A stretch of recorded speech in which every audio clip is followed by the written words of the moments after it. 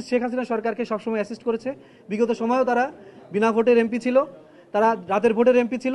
সুতরাং এই সামনের যে ইলেকশন যা হতে যাচ্ছে সেই ইলেকশনে যাতে তারা কোনোভাবেই এই ইলেকশনে যাতে পার্টিসিপেট করার সুযোগ না পায়। দ্বিতীয়ত আমরা বলেছি যে জাতীয় পার্টি সহ 14 দল তারা হচ্ছে আধিপত্যবাদ শক্তির এজেন্ট। এবং গত বছর আপনারা জানেন জিএম কাদের 2023 সালে ইন্ডিয়া থেকে ঘুরে এসে বলেছিল যে ইন্ডিয়া তাকে অ্যাসাইনমেন্ট দিয়েছে, এবং কি বলেছে সেটা তিনি মিডিয়াতে বলবেন না। আমরা মনে করি এই শক্তি স্বাধীনতা ও সার্বভৌমত্বের জন্য একটা গুরুত্বপূর্ণ থ্রেট। সুতরাং এই গুরুত্বপূর্ণ থ্রেট কখনো সংসদে গিয়ে জনপ্রতিনিধিত্ব করতে পারে না। সেই জায়গা থেকে আমরা জুলাই পক্ষের শক্তি আমরা মনে করছি, জুলাইকে মনে করছি তারা অচিরেই নির্বাচনে অংশগ্রহণ করার গ্রহণযোগ্যতা হারিয়েছেন।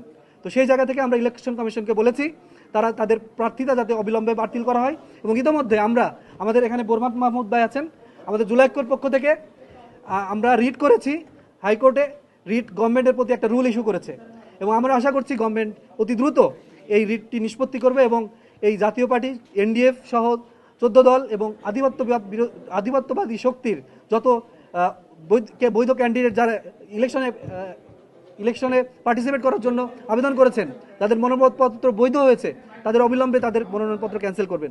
দ্বিতীয়ত আমরা বলেছি যে আগামী ফেব্রুয়ারি 12 তারিখ যেহেতু একটি ঐতিহাসিক ইলেকশন অনুষ্ঠিত হতে যাচ্ছে, সেই ইলেকশনকে কেন্দ্র করে দেশের আইন শৃঙ্খলা রক্ষা পরিস্থিতি যাতে উন্নতি করা হয়। এবং আমরা ইতিমধ্যে জানি যে দেশের পুরো কাঠামো এখন ইলেকশন কমিশনের ভিতরে চলে গিয়েছে, তাদের তত্ত্বাবধানে চলে গিয়েছে। সুতরাং আমরা তাদেরকে বলেছি যে অবিলম্বে যাতে দেশের আইন শৃঙ্খলা পরিস্থিতি উন্নতি করার জন্য যে অবৈধ অস্ত্র ঢুকেছে আমরা পত্রপত্রিকার মাধ্যমে জেনেছি, সেগুলো যাতে অবিলম্বে উদ্ধার করা হয় এবং সেই সাথে ইলেকশন আয়োজন করার ক্ষেত্রে একটি লেভেল প্লেইং ফিল্ড তৈরি করা হয়।